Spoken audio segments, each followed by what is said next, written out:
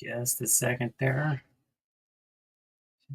Check this before we went live, but just making some minor shifts and adjustments here for our two Hall of Famers. We're going to be doing, this is Don Blonde Hall of Fame collectibles and more. Coming live with Hall of Fame biography episodes 327 and 328. I did it right, didn't I? Yep, 327 and 328. And our ongoing series, getting through to the Y's. W and Y are the two letters left in the alphabet, and we are way more than halfway through the W's, and then we only have 5 Y's. Yastrzemski, Yockey, Young, Youngs, and Robin Yount will end up the series.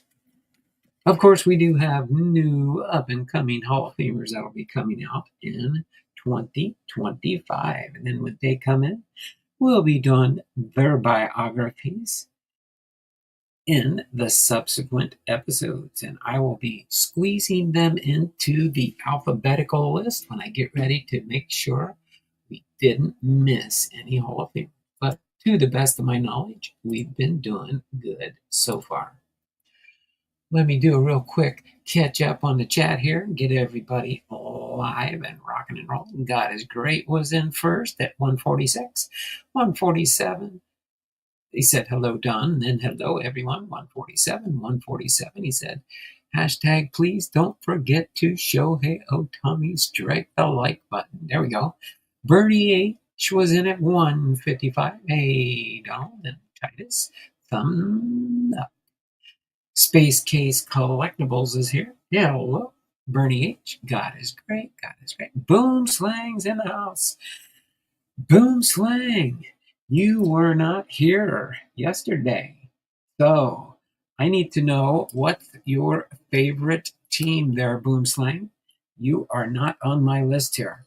So far I've got Kevin's Models and More, Left Behind Times, Matty Ice Cards, Fate Family Sports, Dragon Fan Tim, Sean the Jedi, Lockin 99, Jordan H, Gore Made, Breaks, Bernie H, Space Case Cards, me, of course, from my Seattle Mariners, Chuck Dupree Sports Cards. He wanted the Texas Rangers. He's abandoned ship with the Chicago White Sox.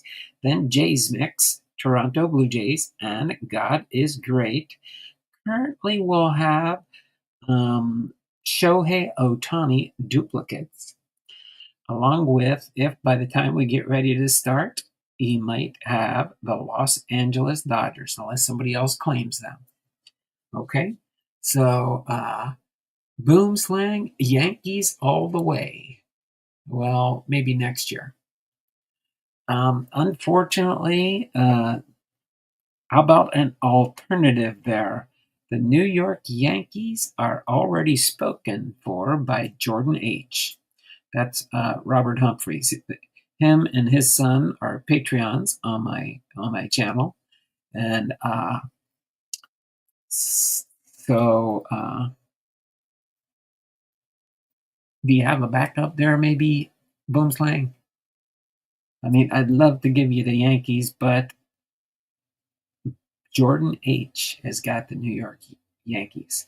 But the teams we got open still are Baltimore, Boston, Chicago White Sox, Cleveland Indians, the Colorado Rockies, the Los Angeles Angels, the Los Angeles Dodgers, or is it the California Angels? I can't remember what their logo goes by. The baseball team database says they're both Los Angeles, the Angels and the Dodgers. We got the Miami Marlins, the Milwaukee Brewers, the Minnesota Twins, the New York Mets, the Philadelphia Phillies, the San Diego Padres, the St. Louis Cardinals, the Tampa Bay Rays, and the Washington Nationals. Okay, the Dodgers, no problem. The Dodgers. So the way that'll work with you is, as long as I can get duplicate Ohtanis. So let me put Boom Slang in here real quick here for the Dodgers. So, like, if I get two duplicate of the same Otanis, God is Great will get one, and the Dodgers will get one. Okay, so that's what I'm going to do there. Any extra duplicate, and anytime I find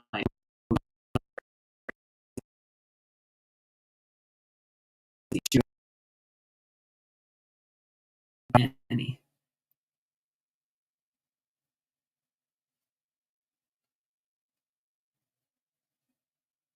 Boom Slang has got the Los Angeles Dodgers. Good team to choose there, Mickey. All right, so we've got you locked in there. Please do me a favor if any of the moderators would mention that. Don, tomorrow I will try to email you the Japanese players. Oh, the Japanese players you want me to keep an eye out for you too. Yeah, I can do that. Matter of fact, if I see Japanese players when I'm sorting cards and stuff like that, I will put them in your holdout box over here for God is Great. I got some Japanese cards in there. I've got some different things building up, and when I get to a certain point, I'll send a box to you. It'll cost me an arm and a leg, but I'll send a box to you. Okay? So, Yoda, Papa, Vintage Americana. I know you're not collecting baseball cards anymore, but we are going to be opening a 2024 Topps Holiday Mega Box case. Starting tomorrow is going to be the first day of Christmas. We're going to start off early, and we will go until we get through the whole box. So it'll most likely be after Christmas by the time I would be sending these out to you, unless we finish the box before the holidays, and maybe I'll try and get it to you in time for a Christmas present. Because this is just me being able to give back to the community. So we're going to have fun with this Topps Holiday Mega Box case list. So it will basically, we'll wait until we're done with the whole case to distribute the cards, okay? But it'll be fun. And then the biographies for today are J.L. Wilkie and Billy Williams is going to be our two biographies for today. We will do a trivia, but there's no more. Tomorrow also, we'll probably end with the first box of 2024 Holiday Mega. And I'm going to just enjoy doing that tomorrow. And I'll be taking my time, see if we can find and discover the elf on the shelf and the different short prints they have, the different variations they have. I'll be here in the background, Donald, sleeving up a bunch of 1973 tops. Oh, no problem there, Mickey. I know people do that. People will watch and do other things. I do the same thing when I'm sorting baseball cards, things of that nature. So without further ado, that is so you don't have to worry about being in for the early bird entries or the 2-minute warning. We won't be doing that for now, but we will be doing a doubleheader today. J.L. Wilkie and Billy Williams. So we will be doing those two for today. So let me just get things ready here.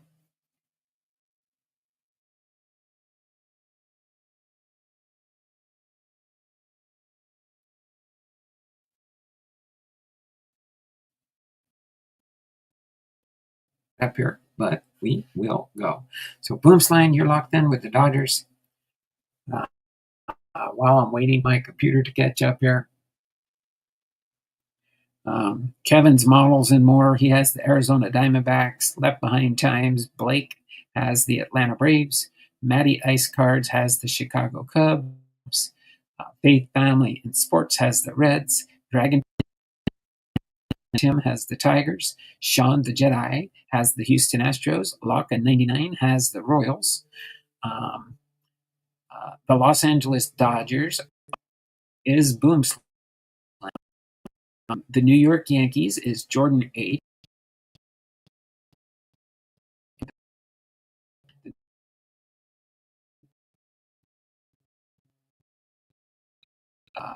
has the Oakland Athletics. Um, I still got to figure out what card to my card with Arposada, who he might want. Because the Giants actually are no Space Case card just got the Giants. Seattle Mariners is me. Texas Rangers for Chuck. Jays Mix has the Toronto Blue Jays and duplicate Otanis of any sorts, if they're duplicates.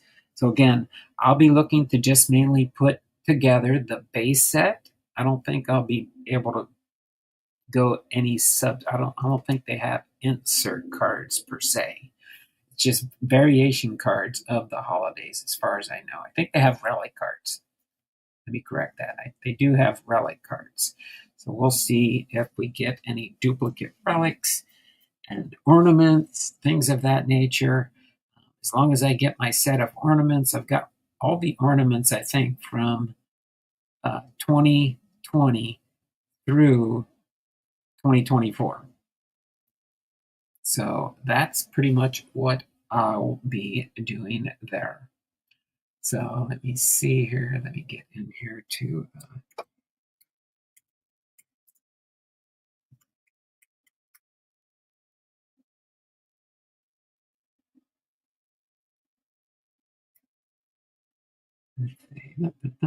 oh,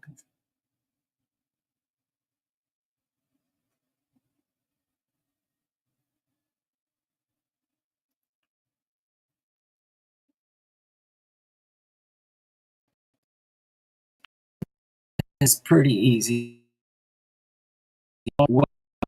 As Wilkinson, okay, and he will be our first Hall of Famer for today. Okay, then we'll take a brief intermission, not that much, and then I'll get ready for Billy Williams. Billy Williams. So, other than that, I think my next one I have cards for is Ted Williams. When we get to Theodore Williams. Ted Williams. Let me double check my list here real quick. Your mic is breaking up, or is it me? Let me check real quick. Let me go into settings real quick. It'll show me my stats here. Testing, testing. 1, 2, 3. 1, 2, 3. Test, test. Testing, testing, testing.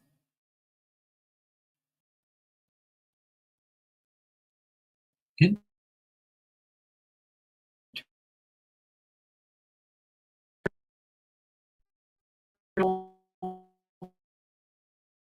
speaker. Testing, testing. 1, 2, 3. 1, 2, 3. Test, test.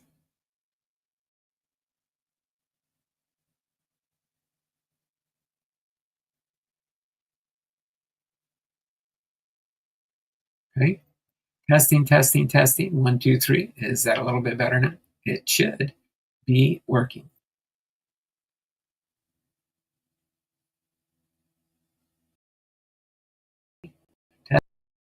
1, 2, 3. 1, 2, 3. 1, 2, 3.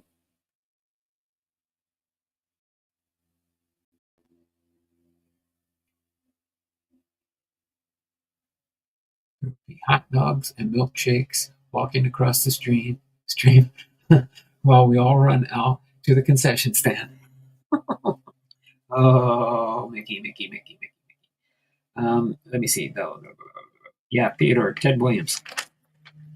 That's the next one I have cards marked down for. Okay, so let me get back on there. It shows everything's fine. So let's get into J.L. Wilkinson's biography. J. Leslie Wilkinson was born May 14th, 1878 through August 21st, 1964, when he passed away at the age of 86, was an American sports executive who founded the All Nations Baseball Club in 1912 and the Negro League baseball team Kansas City Monarchs in 1920. As far as his early life, born in Algona, Iowa, Wilkinson was a promising pitcher until he hurt his throwing wrist. He turned to team ownership and management, parlaying a promotional flair into an association with the game that lasted more than 50 years. Wilkinson was born as J. Leslie, and he was not given a first name and never adopted one during his lifetime. As far as team ownership, in 1909, he developed a women's baseball team, possibly with a few men in drag, to draw up to 2,000 fans to a covered grandstand moved around the Midwest by train. A team band whipped up tunes for crowds, a male catcher wrestled all corners, and a brown bulldog served as the mascot. Town teams throughout Iowa and surrounding states faced Wilkinson's gimmick-laden squad. In 1912, he founded the multiracial All Nations team in Des Moines, Iowa. The team consisted of whites, blacks, Polynesians, Asians, Native Americans, and at one time a woman. As did Wilkinson's first venture, it also had a team band and a number of other promotions, but featured a number of athletes of major league caliber, including John Donaldson and Jose Mendez. He moved the team to Kansas City, Missouri in 1915, and the team continued to barnstorm in the upper Midwest for a few years after the Monarchs were born, still fulfilling its original role, but also serving as a farm team for the Monarchs. When the Negro National League was founded on February 20th, 1920, Wilkinson built the Monarchs from the best of the All Nations team and from the 25th Infantry Wreckers, an all-black U.S. Army team that starred Bullet Rogan, Heavy Johnson, Lem Hawkins, and Doobie Moore, among others. Wilkinson was the only white team owner trusted by Ruby Foster. When the Negro National League was founded, Wilkinson became a trusted member of Foster's inner circle. Stories were told by his players that during the Depression, Wilkinson would bunk with his coaches and players when the team was on the road in hotels and were short of rooms. Wilkinson was the first owner in the league to secure the services of African American umpires for the Negro National League. By 1923, at least 6 umpires were non-white. During his ownership, the Monarchs won 10 league titles and participated in 4 Negro League World Series, winning in 1924 and 1942. In 1930, Wilkinson's Monarchs became the first professional team to play night baseball using a portable set of lights. Wilkinson also signed Jackie Robinson to his first professional contract in 1945. As far as his death and his legacy, he sold the Monarchs in 1948 and died in poverty in a Kansas City nursing home.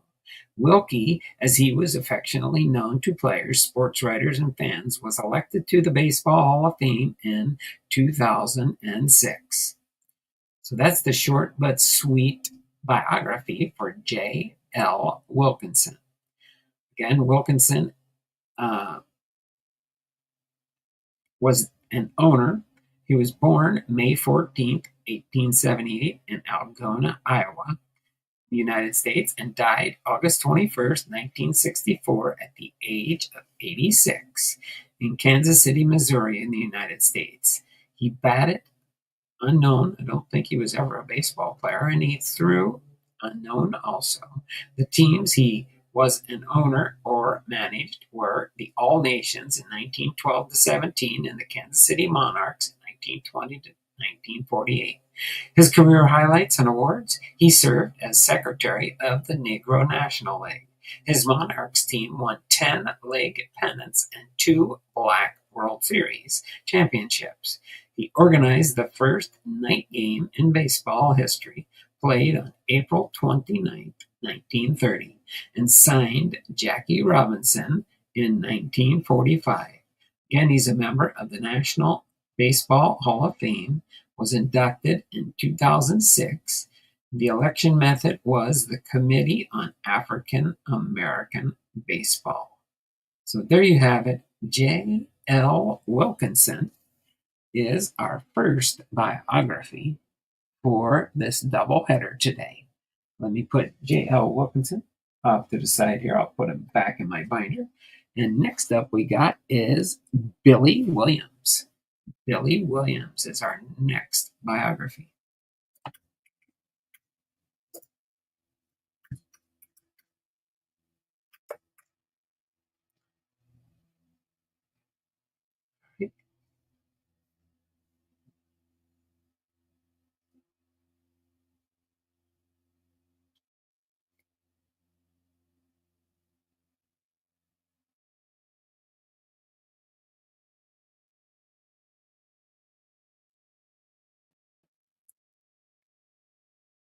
Come on.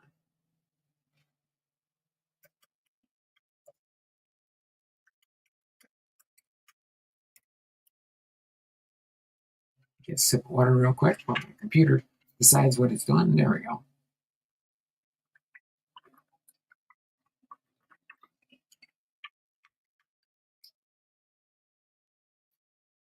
There we go. I like that there, Vicky. Let's see. What do we got here? We got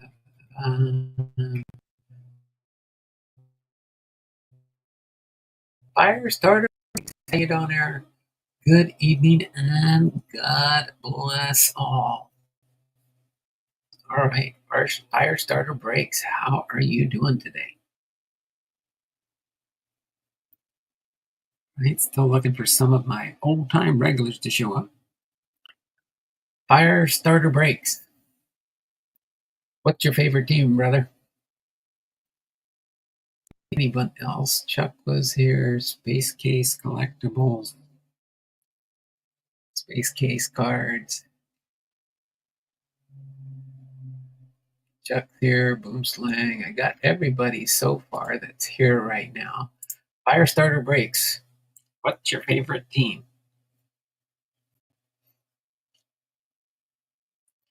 Give you a second to chime in there, or we'll move on with our second biography for our doubleheader today. He was here 8 minutes ago. I don't know if he's still hanging out. He's still with us there, fire starter breaks.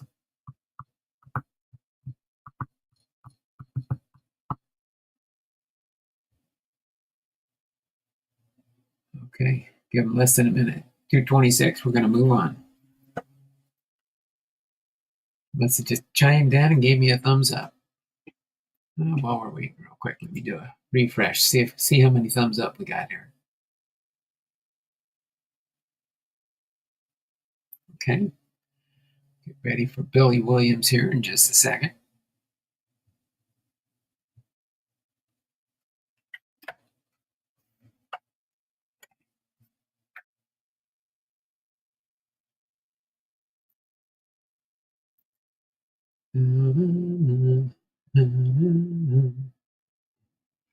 Almost there. Still 25. 3:26. We're going to move on. Up. 3:26. You wait for my chat to get back. 8 thumbs up. We're doing good. All right. Let's move on.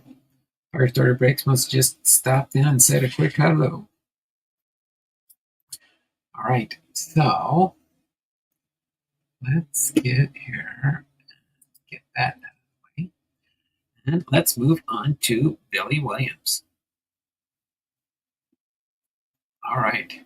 Billy Leo Williams was born June 15th, 1938, and is an American former left fielder and coach in Major League Baseball, who played from 1959 to 1976, which was the bicentennial 200th birthday of the United States.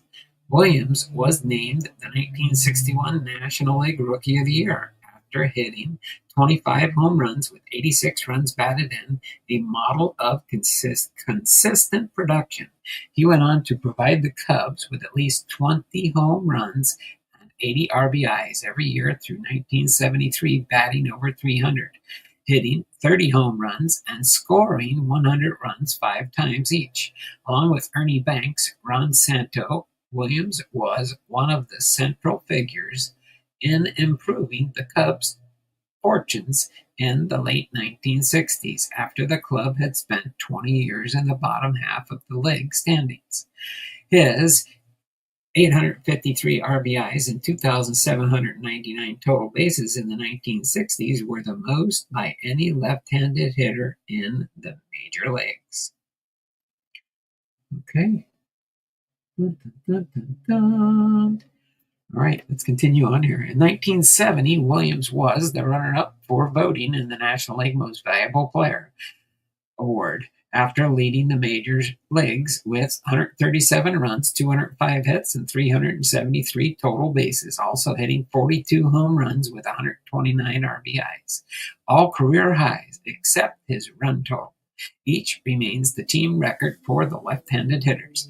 In 1972, he was again the runner-up in the MVP voting after winning the National League batting title with a .333 average and adding 37 home runs and 122 RBIs while leading the major leagues in total bases and slugging percentage in both years. He lost the award to Johnny Bench of the Cincinnati Reds. Williams played 1,117 consecutive games between September 1963 and September of 1970, holding the National League record from 1969 to 1983.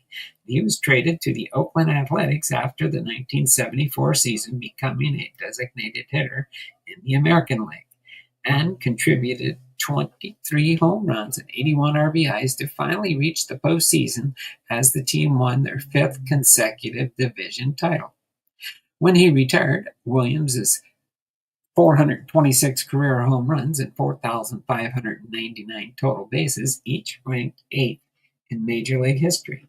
Among left-handed hitters, his 302 home runs as a left fielder trailed only Ralph Kiner in National League history.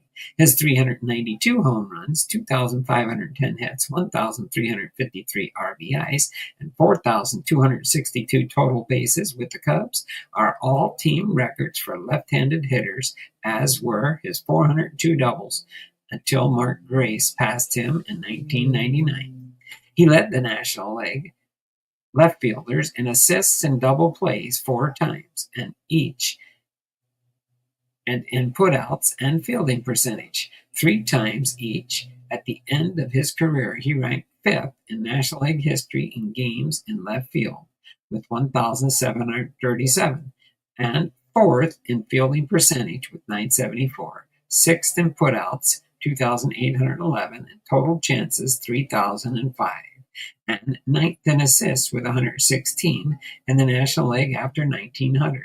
He later became a coach with the Cubs for nearly 2 decades. Williams was inducted into the National Baseball Hall of Fame in 1987 and was selected as a member of the Cubs All-Century team in 1999. As far as early life, Billy Williams was born in Whistler, Alabama. His father, Frank, was a stevedore who had also played first base for the semi-pro Whistler Stars. Williams grew up in a segregated neighborhood and attended Whistler High School, entering professional baseball in 1956. Williams started his minor league career with the Ponca City Cubs of the Sooner State League. After returning to Ponca City in 1957 and hitting 17 home runs, Williams split 1958 between the Burlington Bees and the Pueblo Bruins. In his autobiography, Williams recalled that he had never experienced over racial discrimination until his 1959 promotion to the Class AA San Antonio Missions in San Antonio, Texas. He was so discouraged that he left the team and went home. Buck O'Neill, the Cubs scout who had originally discovered Williams, was dispatched to Whistler, and he persuaded Williams to return to the team. During the 1959 season, he advanced to the Class AAA Fort Worth Cats and played 18 games for the Cubs after being called up in August. In 1960, and he hit 26 home runs for the Class AAA Houston Buffs. He played in 12 major league games after joining the Cubs in September. As far as his major league career,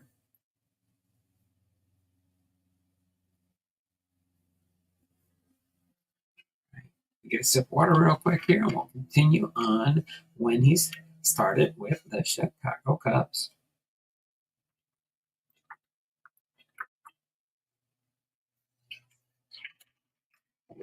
Sorry, sometimes I get silly, but it's fun still.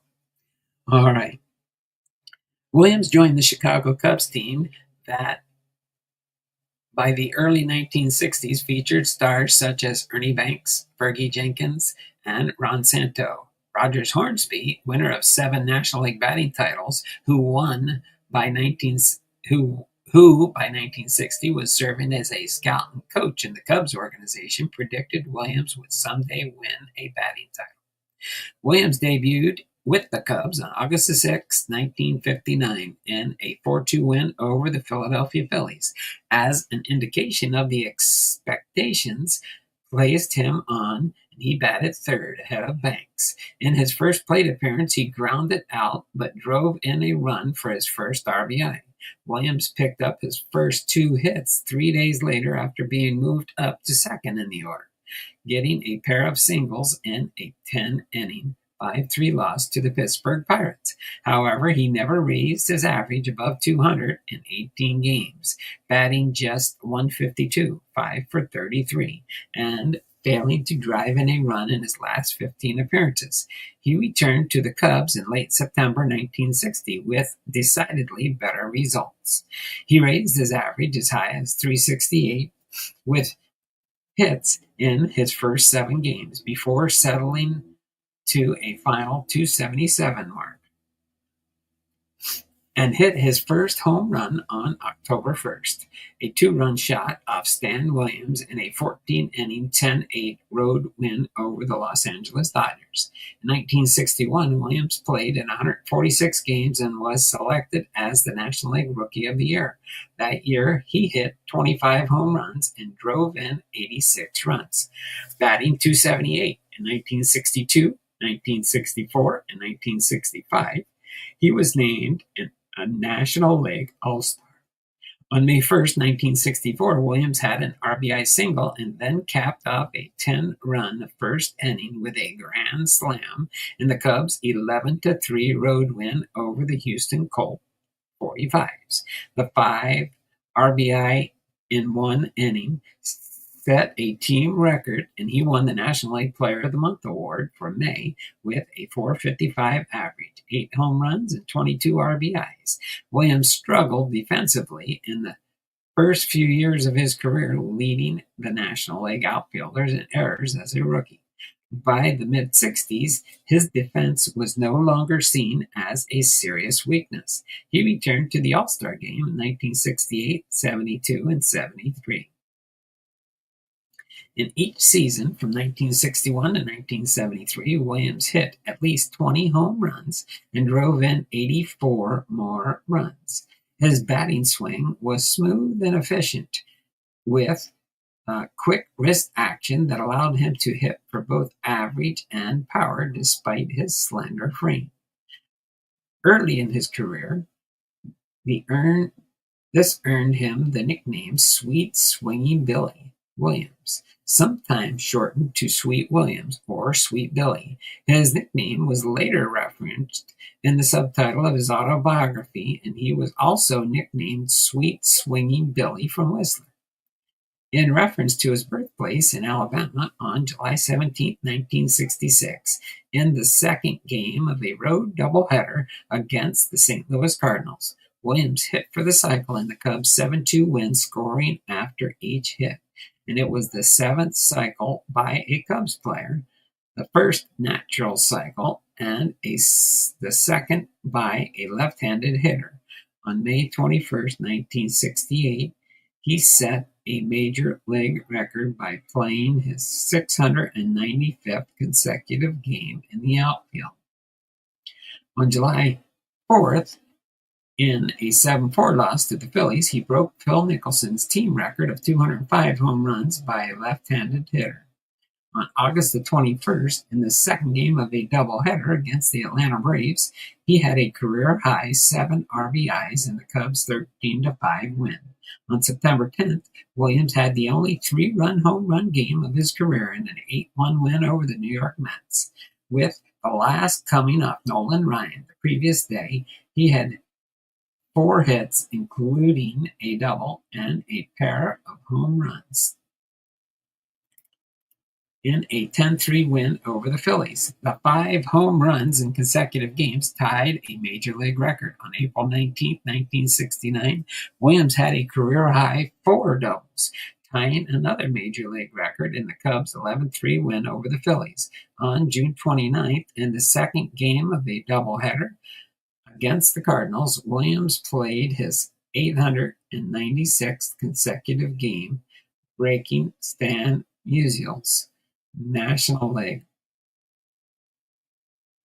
record, and he belted 4 hits, including a double and a pair of triples in the Cubs' 12-1 victory. On September 5th, his 2 home runs and 2 doubles accounted for all of the Cubs' hits in their 9-2 loss to the Pirates.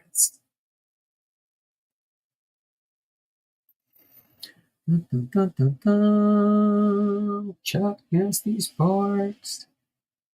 Yoda, hello. Where's Yoda? I know he was here earlier. Sean the Jedi, we got you in here, right? Yep, Sean the Jedi, we got you. Hopefully everybody's in tune with what we got coming up this Christmas holiday season on the Don Blumdahl Show. In 1970, Williams batted .322 with 42 homers and 129 RBIs and finished second in the most valuable player voting. Surprisingly, despite batting .319 with 26 home runs and 80 RBIs at the All-Star break, he was left off the All-Star team. On July 24th, he had the only 2 hits in the Cubs' 9-0 loss to the Braves. It was the 4th time in his career that he had all of the team's hits. Williams set a National League record for consecutive games played with 1,117 from 1963 to 1970. This record was later eclipsed by Steve Garvey with 1,207 games played in 1975 to 83. As his consecutive game streak began to accumulate, he was dubbed Iron Man by some writers. He co-authored the 1970 children's book called Iron Man about his childhood. On May 12, 1971, he became the 5th player to drive in 1,000 runs for the Cubs, and with his 2-run home run and a 9-4 road win over the Phillies. 3 days later, Williams hit his 300th career home run in a 6-4 win over the San Diego Padres, joining Banks as the second Cub to do so. And on August the 17th, he picked up his 2,000th hit, an 8th-inning single, and a road loss to the Braves. He was the 5th player to reach the total with the Cubs. In 1972, he was the National League batting champion and named the Major Player of the Year by the Sporting News. He placed the major leagues in batting average with a .333 mark and posted a .606 slugging percentage with 37 home runs and 122 RBIs on July 11th. Williams went 8 for 8 in a doubleheader against the Houston Astros at Wrigley Field, raising his batting average at the time from .310 to .328.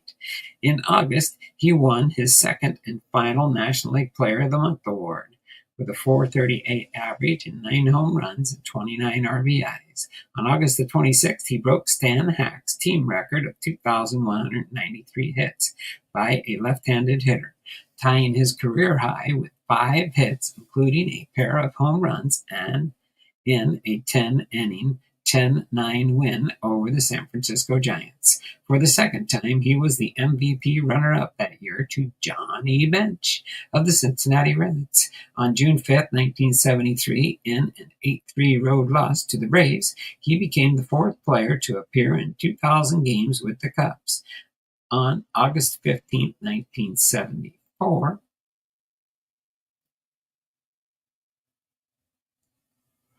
Williams became the third Cub to reach the 2,500 mark with an eighth-inning single and a 5-3 win over the Houston Astros. Then on to the Oakland Athletics. Shawn the Jedi Master.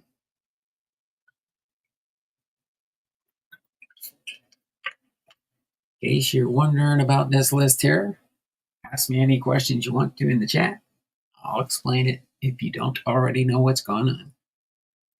As far as the Oakland Athletics, in 1974, the Cubs finished in last place with their worst record since 1966. After 2 years of declining production with the lowest home run and RBI totals of his career, Williams was traded in October to the American League's Oakland Athletics for second baseman Manny Trillo and 2 pitchers. He helped lead Oakland to the 1975 American League West Championship as a designated hitter, hitting 23 home runs with 81 RBIs, and on June 12th became the 16th player to hit 400 career home runs when he homered in a 9-7 road loss to the Milwaukee Brewers. In the postseason, the 3-time defending World Series champions were swept in 3 games of the American League Championship Series by the Boston Red Sox, with Williams going hitless in 7 at bats. In 1976, Williams played in 120 games and hit only .211. He retired after playing his last major league game on October 2nd, picking up a single in his final plate appearance in a 14-inning 9-8 win over the California Angels. As far as his career statistics, in 2,488 games over 18 seasons, Williams posted a .290 batting average with 2,711 hits, 9,350 at-bats, 1,410 runs, 434 doubles, 88 triples, 426 home runs, 175 RBIs, stolen bases, 1,045 walks, and a .361 on-base percentage, and a .492 slugging percentage. Defensively, he recorded a combined .976 fielding percentage, including games at all 3 outfield positions and first base. In his latter years, Williams credited a grade school teacher with encouraging him to always try to improve, citing the old saying, good, better, and best. Never let it rest until the good is better and the better is best. Williams was inducted into the Baseball Hall of Fame in 1987. 2 weeks later, on August the 13th, Williams' uniform number was retired at Wrigley Field. His was the second number to be retired by the Cubs, the first being Ernie Banks' number 14. Following his departure from the Cubs, the number was reassigned to other players from time to time, most notably Larry Bittner. Williams reclaimed it during several interviews of coaching with the Cubs after his playing days had ended. In 1999, he was selected to the All-Cubs Century team and was named as one of the finalists to the Major League Baseball All-Century team during the 2010 season. The Cubs honored Williams with a statue outside Wrigley Field. The statue was unveiled in a pre-game ceremony before their home game on September 7th against the Astros. In 2011, Williams was appointed as a member of the Hall of Fame 16-member Golden Era Committee, part of the Veterans Committee, which considers 10 Golden Era candidates every 3 years for the Hall of Fame. The 10 candidates from 1947 to 1972 era are the first identified by the Baseball Writers Association of America, appointed Historical Overview Committee, 10 to 12 BBWAA members. Every 3 years, former Cubs third baseman Ron Santo was the only candidate elected to the Hall of Fame by the committee, including 8 members of the Hall of Fame, during their winter meetings in December 2011 and 2014. So there you have it. Billy Williams' biography, and we'll go over his Hall of Fame induction information, and then we'll get ready to wrap up for today. Right?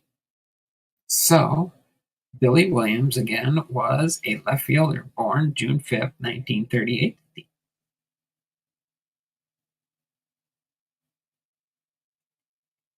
That's weird. Oh, I see what they did. Born I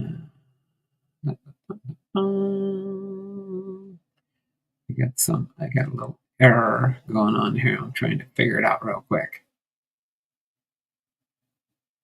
He was born June 5th, 1938. And he's currently 86 years old. So I guess if you can find Billy Williams, he might be still doing through the mail autographs. Who knows? He's still around. Another Hall of Famer that's still in the books. And he was born in Whistler, Alabama. He batted left through right. MLB debut was August 6, 1959 for the Chicago Cubs. His last MLB appearance, October 2nd, 1976 for the Oakland Athletics. His MLB statistics, his lifelong batting average, 290, 2,711 hits, 426 home runs, 1,475 RBIs. The teams he played for were the Chicago Cubs, 1959 to 1974, the Oakland Athletics, 1975 and 76. His career highlights and awards: 6 times All-Star in 1962, 2 games that year. 1964, 1965, maybe it was game 2. 1968, 1972, and 1973. He's the National League Rookie of the Year in 1961, the National League Batting Champion in 1972, the Chicago Cubs number 26 retired, and the Chicago Cubs Hall of Fame. He's a member of the National Baseball Hall of Fame, again inducted in 1987, with 85.7% of the vote on his 6th ballot. So there you go. Billy Williams' biography. Hopefully you all enjoyed that as much as I enjoyed.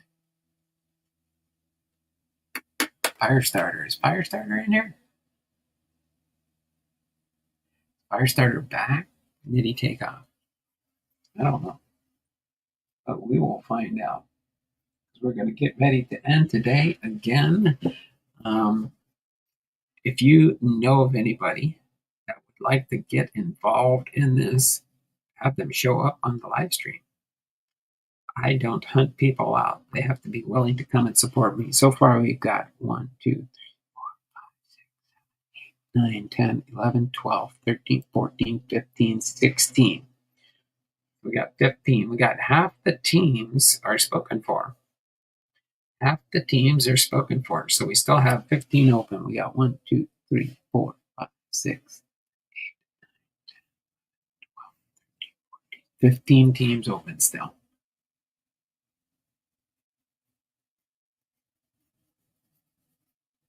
Firestarter, are you here?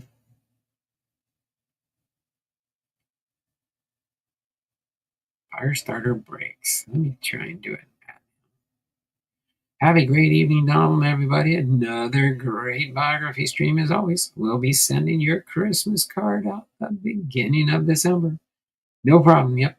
I got to still work on finding out what type of Christmas card I'll be sending out this year.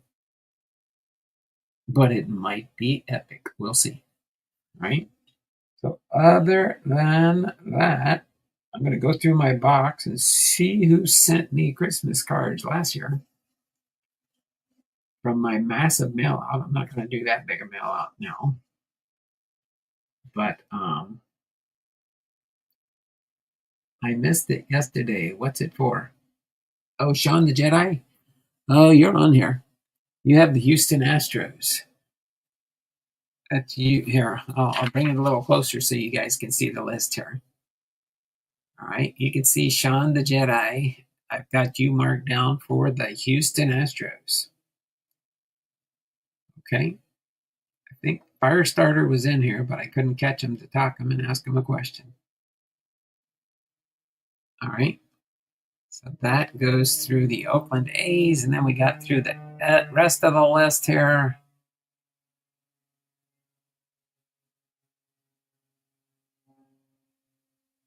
All right, so that is our list so far incomplete.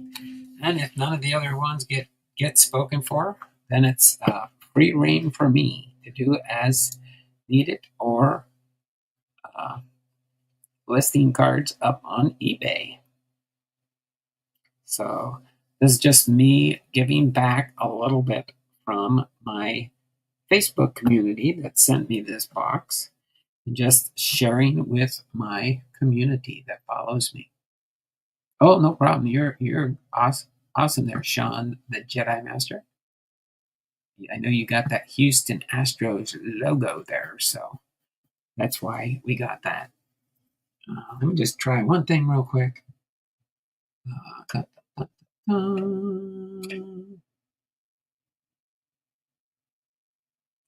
is? I thought it was Space Case, wasn't it?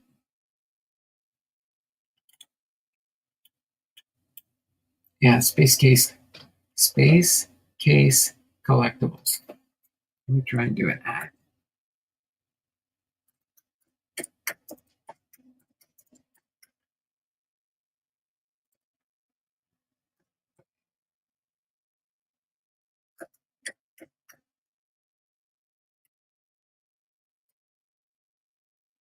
It's the nope. I guess he's not hanging out here right now. That's okay. All right. We will be starting this off tomorrow, and right now, at least we got half the teams filled. Tomorrow we'll have a chance to do more. Again, tomorrow we will be doing. Let me get this marked off here real quick so we can get ready for tomorrow. So tomorrow will be we got Billy Williams. So we've only got how many more Hall of Famers we got here? We've got one.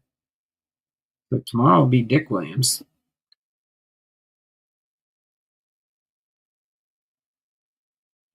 And then next week will be Smokey Joe Williams, Ted Williams, Victor Willis, Lewis R. or Hack Wilson, Judd Wilson, Dave Winfield, George Wright, Harry William Wright, and Early Wynn.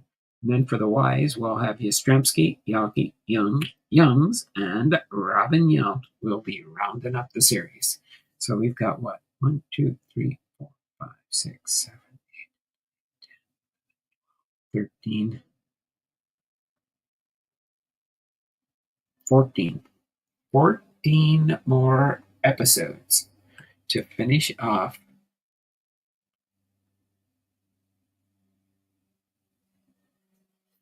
the series. Pretty cool. We're going to have some fun. And again, tomorrow we'll crack open the case, open up at least one box. If we get more viewers in the channel, at least 10 or more thumbs up, we might open up a second box. But we'll see. Okay? So I will update this list here, Boom Slang, if you're still hanging out in the background there. And we'll get you locked in here. I just wrote it in for now, and I'll update this and print out a new list. A list of new. Should be able to make that. I'll figure it out. I'm still going to fine tune this to get this so I can show it all. But we do have it all right there. You can do a screenshot of that, and then you can zoom in if you want to be able to read it easier. Okay? other than that, let me turn my camera around real quick here so you guys can see me as I do my sign off. All right. So this is Don Blumdahl, Hall of Fame Collectibles and More, with our Hall of Fame biography, episode number 327, 328. Tomorrow will be 329. Single game tomorrow with at least one box, unless we get any other packages come in. But yeah, it's been nice. It's been real. It's been real nice. But as always, it's not just words, but be blessed. Pretty much Santa Claus is going to show up. The Mariner's hat's going to go away. The Santa Claus cap's going to show up with my Santa Claus shirt on. And that's what we'll be doing. So tomorrow will be the first day of Christmas. We'll be working on probably right after Thanksgiving, getting the tree up behind me, starting to hang up ornaments and things of that nature. But until then, you all take care. Have fun. And we will see you around the channels. Again, tomorrow, 2 p.m. Pacific Standard Time, will be our first day of Christmas. Okay? It'll be 12 or maybe more this year until we hit Christmas for sure. So until then, y'all take care. Have a wonderful and blessed day, and we will see you all tomorrow. Okay? Have a good one, and we'll see you around the streams. Bye for now. Take care. 2 p.m. tomorrow.